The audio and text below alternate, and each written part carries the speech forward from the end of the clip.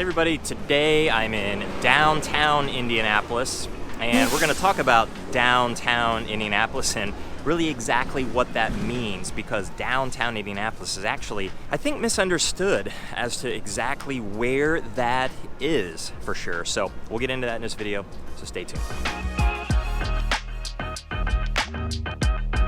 Hey everybody, I'm Jason Compton with the Compton Home Group. Welcome back to the channel. If you want to know everything there is to know about living in Indianapolis or living in any city that surrounds Indianapolis, then make sure that you hit that subscribe button and tap the little bell so you're notified every time we do a new video. Now, we have people reaching out to us from all over the country with questions about Indianapolis, what it's like to live here, what it's like to live in any of the cities or towns that surround Indianapolis, and of course about specific neighborhoods in Indianapolis. So if you have questions at all about any of those things, then don't hesitate to reach out any ways you know how. We'll always have your back with those questions, and we'll certainly have your back when it comes time for you to make your move to Indianapolis.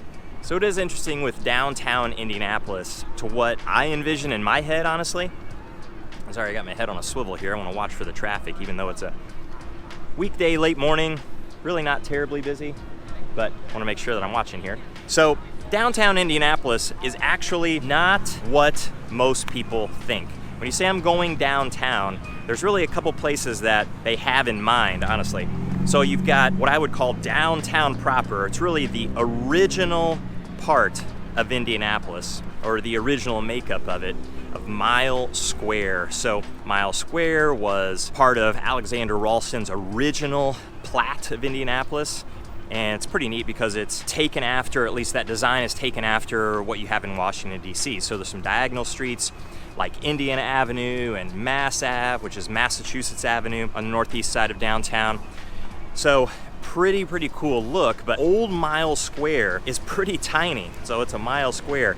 And when you look at the borders of it, creatively or uncreatively, the north edge of Mile Square is North Street, east side of it is East Street, the west side of it is West Street, and the south side of it is, of course, South Street. It's not anything weird. So Mile Square is where a lot of what you know about downtown Indianapolis is located. So Monument Circle, right there in the middle of Mile Square, pretty easy. And then you have, of course, tons to do, tons of businesses, tons of places to go right there inside of that Mile Square. But then just outside of that, the wholesale district is also really, I would say, part of what downtown Indianapolis is in most people's minds. So that's going to be down with Bankers Life Fieldhouse, Lucas Oil Stadium is right in that area, and some pretty famous places in Indianapolis too are right there in that wholesale district, like the Slippery Noodle Inn.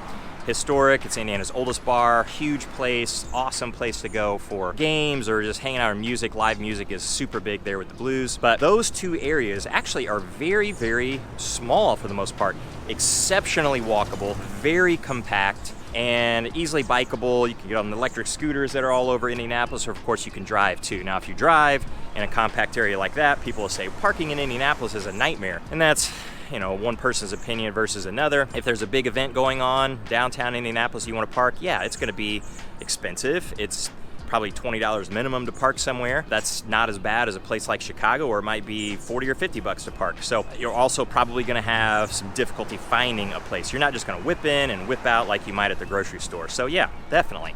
But on a day like today, weekday, even on a weekend where there's not a ton going on, maybe no Pacer game, no Colts game, no Indianapolis Indians game, or just another event like a concert going on, you can find a parking spot fairly easily in those compact areas. But downtown Indianapolis actually is larger than that. The Indianapolis Department of Metropolitan Development, which takes a huge role in the planning and the zoning of Indianapolis, has its own definition. And I would really agree with this one as to what downtown Indianapolis really is. And so being able to live within these confines of the actual official downtown Indianapolis borders is actually easier than inside Mile Square or the wholesale district, because the wholesale district in Mile Square, you're limited for the most part to apartments, townhomes, condos, and a lot of times you're going to be in a taller building. So living either very vertical in a townhome like what's right behind me here. In fact, this one right here is for sale, but I'm right here on Ohio Street. This is essentially the choice that you're really kind of looking at for living in this particular area. Pretty limited because it's exceptionally commercial, but the actual downtown definition is much bigger. And so you could live in a neighborhood that is attached to downtown, or actually even part of downtown truly. So when you go to the north side of downtown, 16th Street is actually the northern border, the official northern border. If you go to the south, I-70, as it crosses through Indianapolis, is that southern border, which makes the north from 16th Street down to I-70, that is a pretty good distance there. And then when you go over to the east, and I can actually see the sign just off to the east of me right here, where 65 and 70 come north. We call that the north split, where I-65 and 70 are combined for a little bit. But as 65 goes north on the east side of downtown Indianapolis, that is the eastern border of downtown Indianapolis. And then the railroad, the Beltway on the west side, is the west end of Indianapolis. So that is actually a huge, huge area. And there are a lot more options for living in an area just attached to that or very, very close to that. So just off to my east, there's a couple of really famous neighborhoods, or popular neighborhoods, I should say. But you have Cole Noble, you have Fletcher Place, just off to the southeast of where I'm standing here. Not a huge neighborhood, but certainly a popular one for people who live in Indianapolis and are big foodies. There's some really great restaurants there in Fletcher Place. That is inside of that square of downtown Indianapolis. You get just outside of that and you get into Fountain Square, which is also extremely popular. Not really part of downtown Indianapolis proper, but it's kind of attached to it. And then as you get a little bit further to the east of me here, you can get into the oldest neighborhood inside of Indianapolis with Lockerbie Square.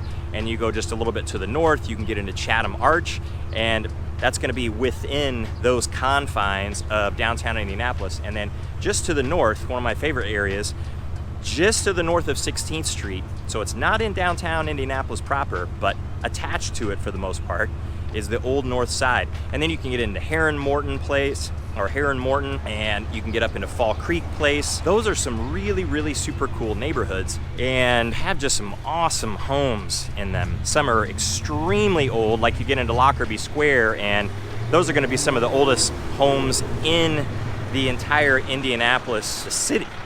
Absolutely super, super old. So may not necessarily be for everybody, plus it's not very big, but taking on that amount of work and that kind of upkeep isn't for everybody with a home that's built in the 1800s.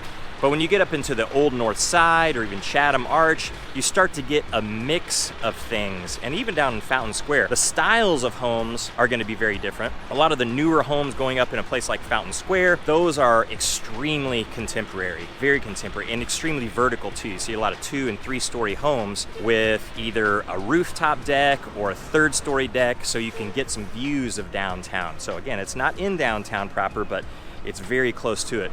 Old North Side, you don't see that as often. It's not as vertical. You can see some decks that might look out to the south and see the skyline of Indianapolis, but up in that particular region, you have more trees. It's kind of more of a classic urban residential neighborhood with the trees, the sidewalks, lots of older homes, but you have a lot of homes in there that have been renovated pretty heavily, or they're newer. So you have the old home that was torn down and you got a newer home in its place.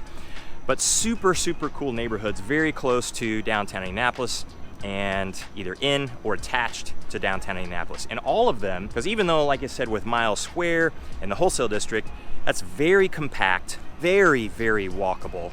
I've done a video before on just how walkable downtown Indianapolis is. If you go from Bankers Life Fieldhouse, which is just to the south of where I'm standing, and you were to walk to Lucas Oil Stadium, that's less than a 10-minute walk to go from one to the other.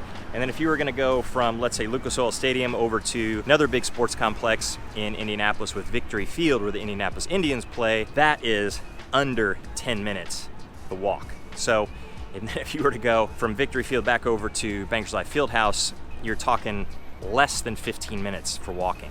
That is just not that far. So very, very compact.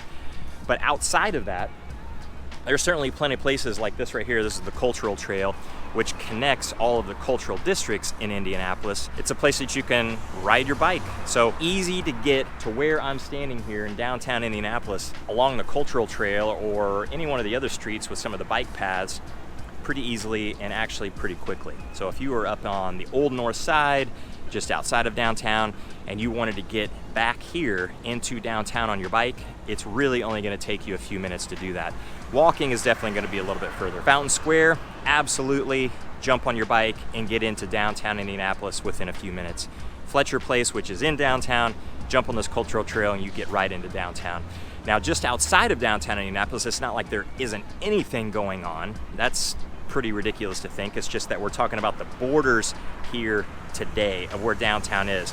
But what downtown Indianapolis has to offer leaks out past those borders some, with a lot of really cool places. So if you're the type of person or the type of family that think, you know, the suburbs are not for me at all. I want to live in Indianapolis, and I want to be relatively close to a place like this, or a place like Mass Ave, or any one of the cultural districts, or just anything that downtown Indianapolis has to offer, have a lot of options. So instead of just saying, I live in downtown Indianapolis and meaning mile square of the wholesale district, very small for the most part, you have more options than that, and you can still say that you actually live in downtown Indianapolis.